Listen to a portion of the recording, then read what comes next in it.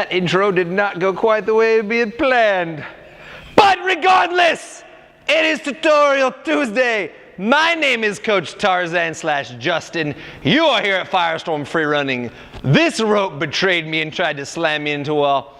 Thankfully, I have practiced my cat/half cat position, which is what we're working on today. If you watched last week's video regarding our crane position, this is just another variation that will allow you to protect yourself and climb up and down walls and do all kinds of awesome things. So with that, let us begin. Don't hit me, don't hit me, don't hit me.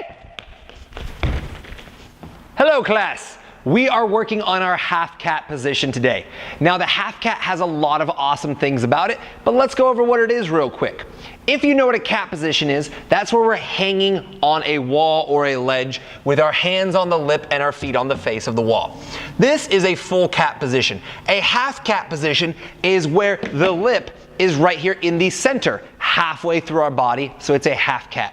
Now, this is primarily used when climbing up an object, getting down from an object, but it can also be used as a way to protect yourself during big jumps or strides, any kind of big trick where you realize you're coming to an edge, a wall, a ledge, and you realize you are not going to make it on top. Now, last week we talked about our crane position, which is where you're going for a precision or some type of landing, and you realize you're going to come down just a little bit shy. You're going to be landing about here to here.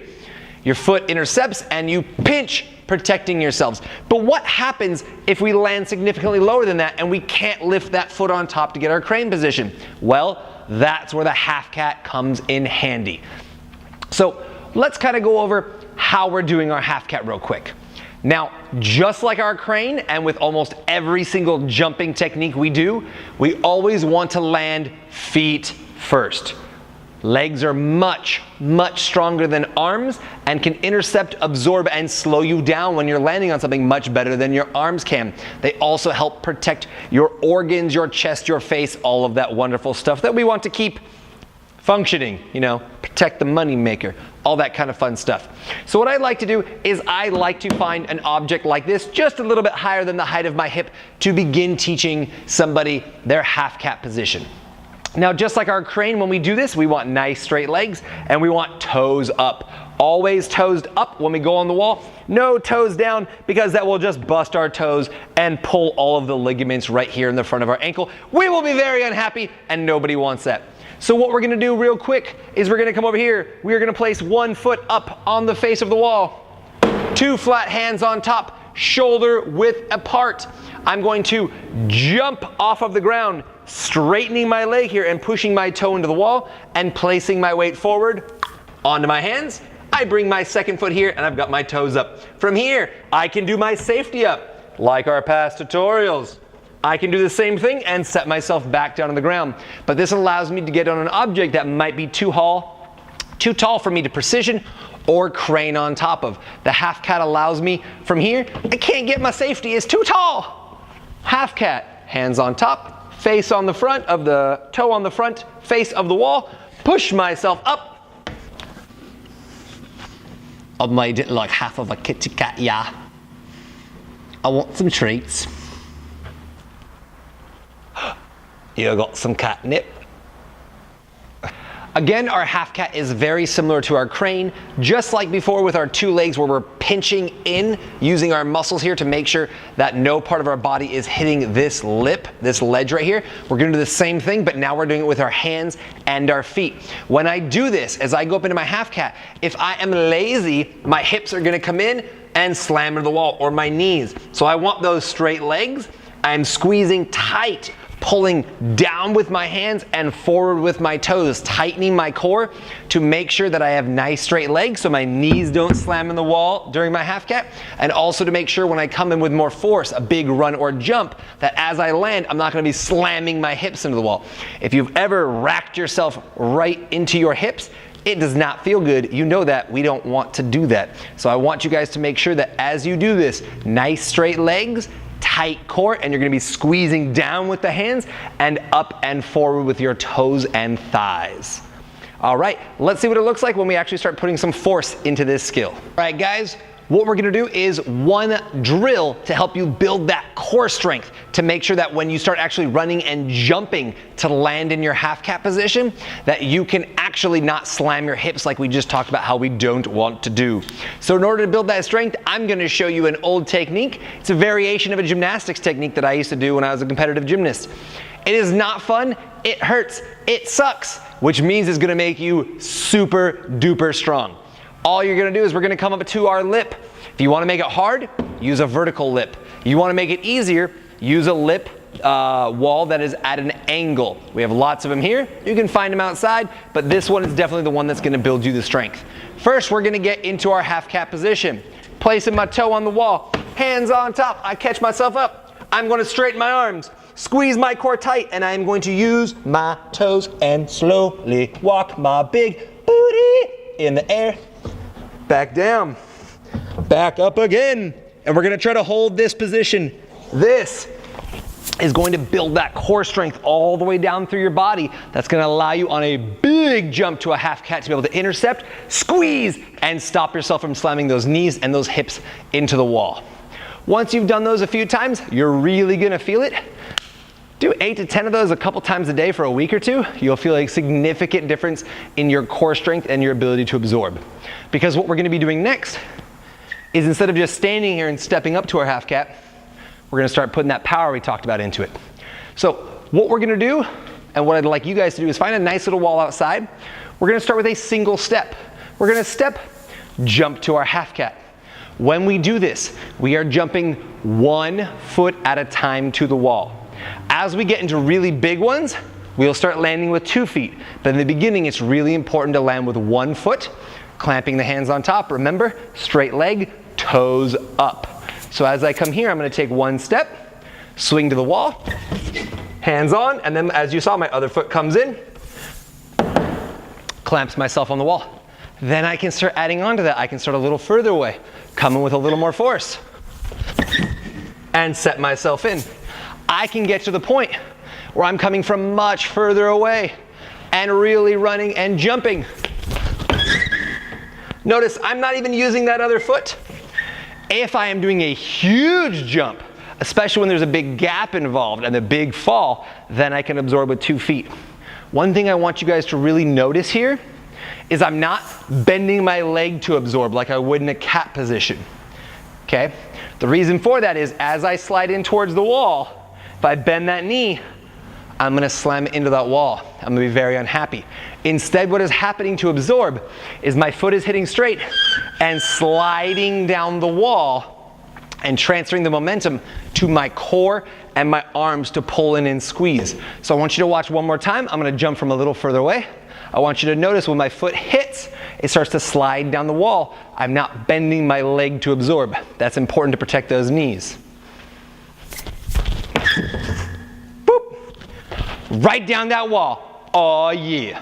As we talked about with our earlier drills, when we run and jump to our half cat, eventually we get to a point where we're jumping from so far away that landing on one ankle begins to be bad for that ankle. It'll begin to hurt your ankle and cause problems. When you find out what that distance is, which should happen from slowly and incrementally adding a little, maybe like 3 to 6 inches onto your distance for your jump every time. When you get to that point and you realize, oh man, my one ankle alone cannot take this, we're gonna start intercepting with 2 feet together and letting them slide down the wall while our hands cap on top, and it should look a little bit like this.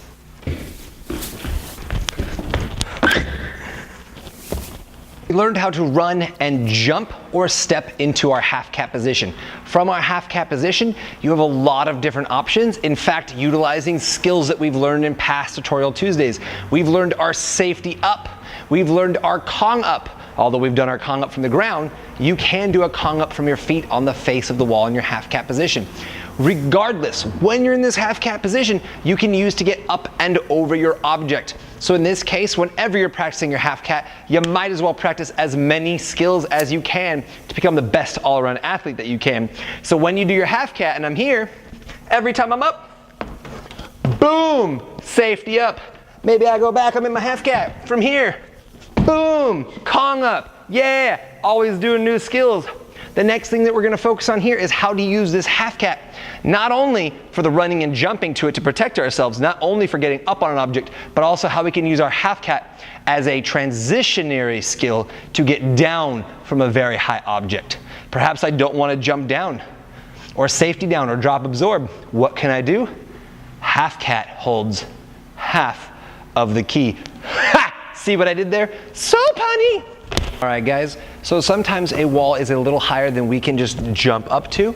This is when we can use those past skills, our wall pop we learned just last week or the week before. We're gonna use that wall pop to pop ourselves up into our half cat position. I simply come in, wall pop, here I am in my half cat, and I can use my safety up from back in the past to get up on top. Super awesome. Now here's the question. Pretend I'm up on top of an object and I wanna get down. I can do my safety drop absorb, which we learned a few weeks ago, but perhaps I'm much higher than that. What is a good way to get down? Well, it's a bunch of different skills used together in succession to create what we call a climb down. So we're gonna learn the first part of the climb down this week, and over the next few weeks, we're gonna be learning a lot more portions of the climb down. All I'm gonna do is I'm gonna come sit on the edge of my object. Now I can try to drop to the ground like we talked about. Maybe I don't wanna do that. So let's use our half cat instead. What I'm going to do is pick a direction to turn to. As always, class, we are ambidextrous. We train both directions. For right now, so I can see your beautiful faces, I'm gonna turn to the left. So what I'm gonna do is I'm gonna scoot to the edge. So just my booty cheeks are holding me on. Notice I am not way back here like this. This will make your life a lot more difficult. I slide to the edge. I'm gonna turn to my left, so I'm gonna take my left hand, turn it around and reach it about halfway behind me. For some people, this is really difficult, so you can try putting your hand right next to your thigh. It's up to you. I like to bring it a little behind me, but I want to keep that hand as close to the lip as I can. I don't want fingers turned forwards. You'll understand why if you try this. Your arm cannot turn that direction and neither can your shoulder. So we're going to turn that hand. I'm going to take my other hand here. I'm going to reach over and place my hand shoulder width apart. This is going to cause my body to twist. Now, if I keep my legs bent like this, as I turn, I'm going to slam my knee into the edge. So as I start to twist, I'm going to straighten this left leg the way that I'm turning. I'm going to pull my toe up and place it onto the wall. Here comes my other foot, and now I'm in my half cat to climb down. Over the next few weeks, we're going to be learning the climb down. All right, I go from my half cat to what we call a chicken wing muscle up, in this case in reverse, and then down sliding into our full cat position and dropping myself to the ground. The half cat is just one portion of a set of skills that will allow you to safely get up and down a whole slew of objects. It is a large part of our walls white rank curriculum here at Firestorm Freerunning, as in your very first level, you're gonna be learning how to get up and down these big objects, and the half cat is very important to that. So go outside, try just stepping onto your half cat for an object. Eventually try running and jumping to your half cat, keeping those nice straight legs, toes up, squeezing that core tight.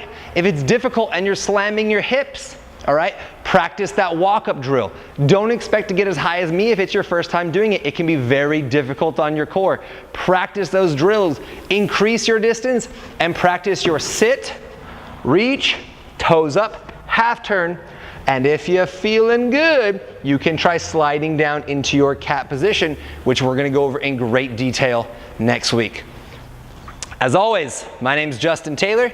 You're here at Firestorm Freerunning and Acrobatics. I love all your beautiful faces, so don't forget to like, comment, subscribe, share. I feel like I should be doing a thing where I'm meowing like a cat right now, but that's okay because meow, meow, meow. Send me your comments. Goodbye. Meow.